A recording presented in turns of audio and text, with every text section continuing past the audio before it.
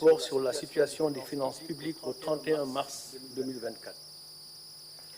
Le rapport a été établi en application de la loi 2012-22 du 27 décembre 2012 qui a transposé dans notre ordonnancement juridique la directive de l'UEMOA portant code de transparence dans la gestion des finances publiques.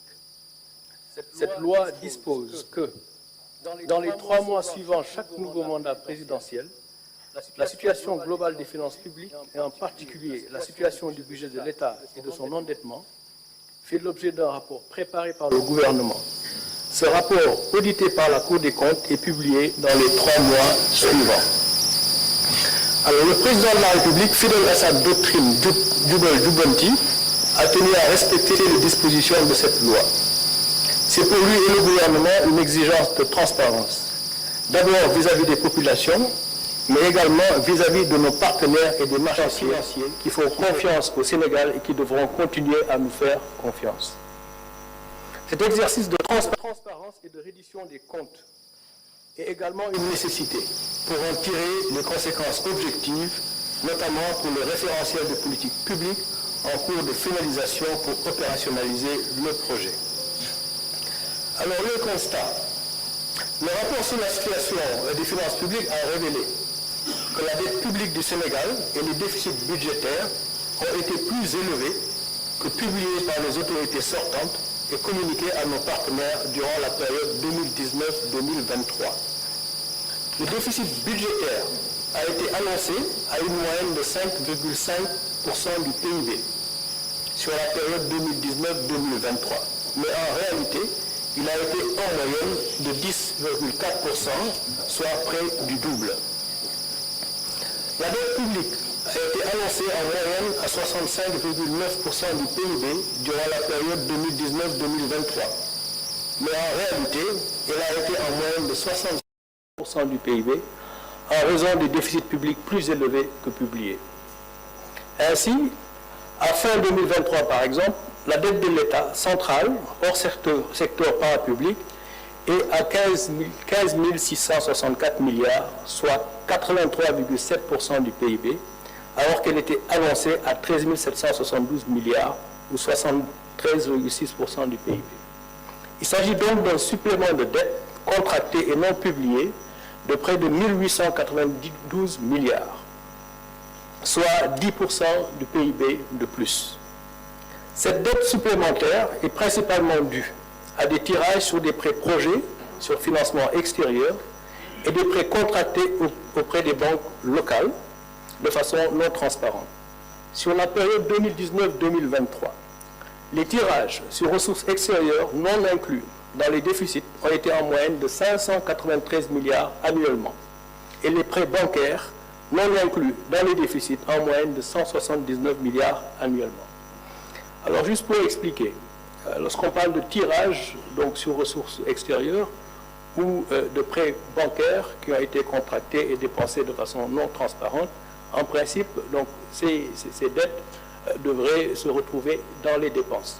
Donc, dans les dépenses et donc dans le financement. Dans le financement de ces dépenses et donc dans la dette. C'est la raison pour laquelle nous disons qu'il y a eu des tirages sur ressources extérieures ou des prêts au niveau des banques locales qui ont financé des dépenses qui n'ont pas été donc publiées ou en tout cas comptabilisées dans nos déficits budgétaires et de ce fait ces dettes sont à comptabiliser dans la dette et donc on fait l'objet de dépenses qui auraient dû être incluses dans nos déficits. Alors, cette dette supplémentaire, nous disions, est principalement due au tirage sur ressources extérieures des banques locales. Si on prend l'exemple de l'année 2023, par exemple, le déficit budgétaire à fin 2023 s'établirait aux alentours de 10% du PIB 2023, en y intégrant les tirages sur ressources extérieures et les prêts auprès des banques, alors que le déficit annoncé était de 4,9% du PIB, soit le double. Au-delà de ces chiffres sur le déficit et la dette, l'audit a également révélé que le surfinancement du Trésor public d'environ 605 milliards de francs CFA à fin 2023, c'était un surfinancement qui avait été convenu avec le Fonds monétaire international et qui devait être utilisé pour l'année 2024, Ce surfinancement de 605 milliards de francs CFA a été utilisé pour payer des dépenses non budgétisées et des dettes connues de l'État, contrairement à ce qui avait été communiqué aux partenaires.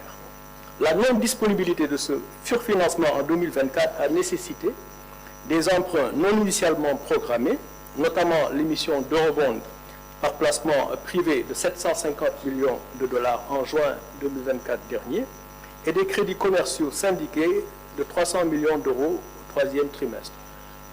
Encore une fois, pour clarifier, il y avait un montant de 605 milliards donc, de francs CFA de surfinancement qui devait être disponible en 2024, n'est-ce pas, pour un certain nombre d'obligations. Ces 605 milliards donc, de francs CFA ont été utilisés en bonne partie et donc nous ne les avons pas trouvés dans les comptes lorsque nous sommes arrivés. Donc en conséquence, et en attendant la finalisation de l'audit des finances publiques, le gouvernement avait décidé de ne pas porter le dossier du Sénégal au Conseil d'administration du Fonds monétaire international suite à leur mission de revue de juin 2024. L'examen du dossier du Sénégal sur la base de chiffres erronés aurait conduit à un cas de ce qu'on appelle le misreporting, c'est-à-dire la transmission de fausses informations pour bénéficier des tirages prévus sur les ressources du Fonds monétaire international. La conséquence de la transmission de données erronées pour bénéficier de tirages est le remboursement des ressources mobilisées, à moins de bénéficier d'une dérogation sur la base de mesures correctives crédibles approuvées par le FMI. Le gouvernement a donc choisi la voie de la transparence. Là aussi, juste pour clarifier, quand on parle de transmission de données erronées au Fonds monétaire international, donc vous allez au conseil d'administration avec un rapport et les données avec lesquelles vous allez au conseil d'administration sont des données qui sont transmises par les autorités du pays. Alors si ces données donc transmises ne sont pas correctes ou frauduleusement donc données ou fournies au service du Fonds monétaire et qu'il y a un décaissement, ce décaissement en principe il doit être remboursé. À moins qu'il y ait une dérogation du même conseil d'administration du Fonds monétaire international s'il y a des mesures correctives donc qui permettent au pays de revenir sur la trajectoire qui était précédemment donc, convenue. Le Fonds monétaire donc, international a été informé des résultats de l'audit des finances publiques et le gouvernement du Sénégal sera en discussion avec leurs services pour les mesures correctives que nous comptons mettre en œuvre. Ces mesures seront mises en œuvre soit dans le cadre du programme en cours avec le FMI pour mettre les finances publiques sur la trajectoire initialement convenue ou dans le cadre d'un nouveau programme à négocier à très court terme et à mettre en cohérence avec le nouveau référentiel des politiques publiques. Alors, en toute cas de cause, ce qu'il faut retenir est que ce qui sera convenu avec le Fonds monétaire international sera le programme du gouvernement, afin de mettre notre déficit budgétaire et notre dette sur une trajectoire soutenable, à un niveau de risque modéré, voire faible à moyen terme. Ainsi, le gouvernement prend l'engagement de ramener la dette de l'État central de 83,7% du PIB en 2023 à moins de 70% dans des délais raisonnables. Nous nous fixons cet objectif non seulement parce qu'il correspond à nos engagements dans le cadre de l'UEMOA, mais également parce qu'il correspond à nos capacités actuelles d'endettement, compatibles avec une économie saine et prospère, portée par un secteur privé fort. C'est l'ambition du projet du président de la République pour un Sénégal souverain, juste et prospère. En effet, la croissance moyenne sur la période 2014-2023 a été d'environ 5% malgré le déficit budgétaire effectif d'une moyenne de 10% du PIB, donc 2 fois qu'annoncé. On a eu une croissance moyenne de 5%, on a annoncé un déficit budgétaire en moyenne de 5%, mais ce déficit budgétaire a été en réalité de 10% en moyenne. Cela veut dire que l'action de l'État par l'endettement n'a pas été efficace. On peut être tenté d'attribuer cette contre-performance à la conjoncture internationale. Mais la faiblesse constatée de la croissance n'est en réalité qu'un retour à nos performances historiques d'une croissance de 4% hors pétrole et agriculture. On sait que l'agriculture est volatile de façon générale. La croissance moyenne nos performances historiques, c'est autour de 4% de croissance. En effet, la croissance du PIB non agricole, lorsqu'on enlève la partie agricole qui est un peu volatile, la croissance du PIB non agricole a commencé sa décélération depuis 2018, donc bien avant la Covid et la guerre russo-ukrainienne. Et cette croissance atterrira en 2024 à moins de 4% du fait de la faible croissance du premier trimestre liée à la situation politique qui prévalait. Alors, je disais tout à l'heure que nos performances historiques, c'est en moyenne de 4% de croissance. Le premier trimestre, il y a eu une forte décélération, on le sait tous, à cause de la situation politique qui a prévalu. Et la croissance va reprendre donc, pour les 3 trimestres qui suivront, mais va atterrir à une moyenne qui sera certainement 4% au moins à cause des performances du premier trimestre. Alors donc, le Sénégal en est donc au même point qu'avant 2012-2023. En ce qui concerne la croissance, il n'y a donc pas lieu de s'alarmer outre mesure. Il faut regarder l'avenir. Le plan Sénégal émergent, dans son plan d'action prioritaire 2014-2018, avait indiqué que des investissements publics massifs étaient nécessaires pour jeter les bases d'une forte croissance et les plans d'action 2018-2023, au-delà des relances post-Covid, prévoyaient que le secteur privé prenne le relais de la croissance. Tel n'a pas été le cas, étant donné la vérité des chiffres. Autrement dit, dans disons, les 12 dernières années, dans la première moitié, le premier mandat, il a été question de beaucoup investir en s'endettant pour jeter les bases d'une croissance beaucoup plus forte. Et le secteur privé devait prendre le relais. C'est vrai, il y a eu la crise de la Covid et il y a également eu la crise russo-ukrainienne. Mais disons qu'il demeure que le secteur privé n'a pas pris le relais de la croissance et le déficit budgétaire dans cette stratégie a été le double de ce qui a été annoncé. Néanmoins, la croissance a été donc en décélération depuis 2018, donc bien avant les 2 crises qui ne peuvent pas être utilisées. A été donc en décélération depuis 2018, donc bien avant les 2 crises qui ne peuvent pas être utilisées comme prétexte de ce point de vue. Alors, de ce fait, ramener notre déficit budgétaire à 3% du PIB, comme, disons, nous l'exigent nos engagements dans le cadre de l'UEMOA, et la dette en dessous de 70% dans un horizon raisonnable, en mobilisant nos ressources internes tout en améliorant la qualité de la dépense, ne devrait pas nous coûter des points significatifs de croissance. Je dis bien significatifs, à la mesure où nous revenons à nos tendances historiques.